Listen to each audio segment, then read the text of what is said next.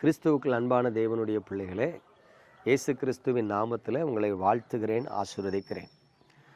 ஆவிக்குரிய வாழ்க்கையாக இருந்தாலும் சரி, உலக பிரகாரமான வாழ்க்கையாக இருந்தாலும் சரி, ஒவ்வொரு மனிதர்களும் சந்தோஷமாய் வாழ வேண்டும் என்று விரும்புகிறோம். தேவனுடைய பிள்ளைகளாகிய நமக்குள்ளே இருக்கிற மிகப்பெரிய ஒரு நம்பிக்கையே கர்த்தரை தேடுகிறவர்களுக்கு ஒரு நன்மை குறைபடாது என்பதே. அது மட்டுமல்ல, கர்த்தரை தேடுகிறவர்கள் எப்பொழுதும் சந்தோஷமாக இருப்பார்கள், அவர்கள் வாழ்க்கையில் சமாதானம் இருக்கும் என்பதுதான் இந்த வேதம் நமக்கு சொல்லுகிற ஒரு சாட்சி. அப்படி இருக்கும் பொழுது இந்த நாட்களில் தேவனுடைய பிள்ளைகள் எல்லோரும் சந்தோஷமாக இருக்கிறார்களா? தேவ பிள்ளைகள் எல்லோருடைய வாழ்க்கையிலும் சமாதானம் இருக்கிறதா என்பதை கவனித்து பாருங்க.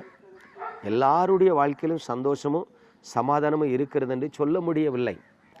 எத்தனையோ கர்த்தரை தேடுகிற குடும்பங்களுக்குள்ள சமாதான குலைச்சல் காணப்படுகிறது.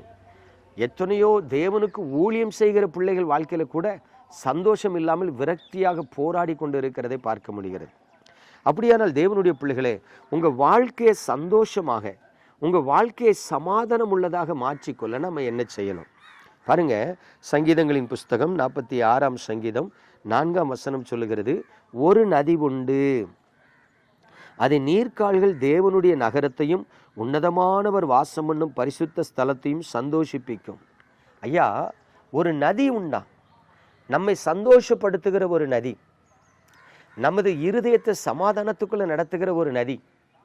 அந்த நதி எந்தெந்த மனிதர்களுடைய வாழ்க்கையில காணப்படுகிறதோ அவர்கள் வாழ்க்கை சந்தோஷமாக சமாதானமாக இருக்கும் என்று சொல்லி வேதம் சொல்லுகிறது. இப்போ இந்த வசனத்தை கவனிச்சு பாருங்க. ஒரு நதி உண்டு, அது உன்னதமானவர் வாசம் பண்ணுகிற நகரத்தை சந்தோஷிப்பிக்கும் என்று சொல்லும் பொழுது, உன்னதமானவர் எங்கே வாசம் பண்ணுகிறார்? வேதம் அழகா விவரித்து சொல்லுகிறது, நாம் ஆராதிக்கிற தேவன் கைகளால் கட்டப்பட்ட ஆலயத்தில் வாசமாய் இருக்கிறது இல்லை. நீங்களும் நானும் தான் தேவனுடைய ஆலயமாய் இருக்கிறோம். அதனால தான் பழைய காலத்தில் ஒரு பாட்டு பாடுவாங்க, மகனே உன் நெஞ்சனக்கு தாராயோ, மகளே உன் நெஞ்சனக்கு தாராயோ, மோட்ச வாழ்வை தருவேன் இதோ பாராயோ, மோட்ச வாழ்வை தருவேன் இதோ பாராயோ. அப்போ கவனிங்க, ஒவ்வொரு மனிதனும் தன் இருதயத்தை தேவனுக்கென்று கொடுக்கும் பொழுது மோட்சத்தில் எப்படி சந்தோஷமும் சமாதானமும் மகிழ்ச்சியும் நிரம்பி வழியுமோ, அதே போல நமது இருதயம் சந்தோஷத்தாலும் சமாதானத்தாலும் மகிழ்ச்சியினாலும் நிரம்பி வழியும் என்பதுதான் இந்த வசனத்தினுடைய அர்த்தம். இப்போ கவனிங்களேன், உங்க இருதயத்துல சந்தோஷமும் சமாதானமும் நிரம்பி வழியுதா? இல்லை அப்படின்னா நீங்க தேவனாகிய கர்த்தருக்கு உங்கள் இருதயத்தை முழுமையாய் கொடுக்கவில்லை என்ற அர்த்தம். கவனிக்கணும், ஒரு நதி உண்டு, அது உன்னதமானவர் வாசம் பண்ணுகிற நகரத்தை சந்தோஷிப்பிக்கும் அப்படின்னா, உன்னதமானவர் நமது இருதயத்துல வாசம் பண்ணுகிறார். அப்ப அந்த இருதயம் எவ்வளவு சுத்தமா இருக்கணுங்கிறத கவனித்து பாருங்க. இன்னொரு இடத்துல வேதத்துல எழுதப்பட்டிருக்கு, எல்லா காவலோடும் உன் இருதயத்தை காத்துக்கொள், அதனிடத்திலிருந்து ஜீவ தண்ணீர் உள்ள நதிகள் புறப்பட்டு வருமா. அல்லேலூயா. அப்ப கவனிங்க, உலகத்துக்குள்ள போறோம். உலகத்துக்குள்ள போகும் பொழுது இந்த உலகத்துல எத்தனையோ காரியங்கள் நமது கண்களில் படுது. நம்ம ஐயோ இது ஏன் இப்படி இருக்கு, இது ஏன் இப்படி இருக்கு அப்படின்னு நீங்க ஒவ்வொன்று குறித்து யோசித்து சிந்தித்து கொண்டு இருந்தா கண்டிப்பா சமாதானமே இருக்காது. எத்தனை காரியங்கள் நமது கண்களில் பட்டாலும் நம்முடைய டியூட்டி என்ன, நாம என்ன செய்ய வந்திருக்கோம், நாம என்ன செய்யணும், நாம எதுக்காக அழைக்கப்பட்டிருக்கோம், நாம எதுக்காக தெரிந்து கொள்ளப்பட்டிருக்கிறோம், அதை மட்டும் பார்த்துட்டு போயிட்டு இருந்தோம்னு வைங்களேன், நம்ம இருதயத்தை காத்துக்கொள்ளணும். பொறாமை இருதயத்துக்குள்ள வரக்கூடாது, கசப்பு இருதயத்துக்குள்ள வரக்கூடாது, வெறுப்பு இருதயத்துக்குள்ள வரக்கூடாது, பெருமை இருதயத்துக்குள்ள வரக்கூடாது, ஆணவ இருதயத்துக்குள்ள வரக்கூடாது.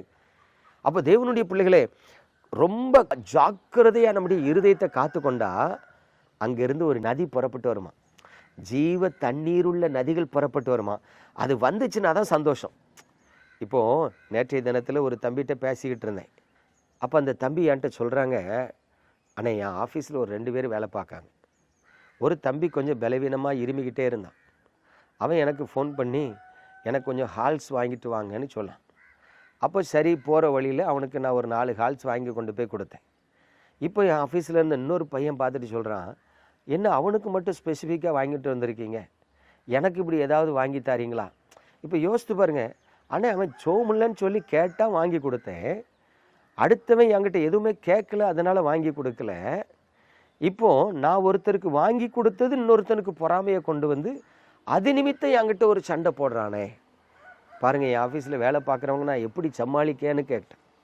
அப்போ கவனித்து பாருங்கள், ஒரு சின்ன விஷயம் ஒருவருக்கு நன்மை செய்கிறது இன்னொருவருக்கு பொறாமையாக இருக்குது. அப்போ அந்த இருதயத்தில் என்ன இருக்குது? அது ஒரு கசப்புள்ள இருதயம், அது ஒரு வஞ்சகமான இருதயம். மற்றவர்களுக்கு ஒருவர் நன்மை செய்கிறத பார்த்த உடனே எனக்கு நன்மை செய்யலே அப்படின்னு சொல்லி ஒருவேளை சுய மேன்மையை தேடுகிற ஒரு இருதயமாக இருக்குது. அப்போ இப்படிப்பட்ட இருதயமுள்ள மனிதர்கள் சந்தோஷமாக இருக்க முடியுமானா இருக்க முடியாது, சந்தோஷமாக இருக்க முடியாது.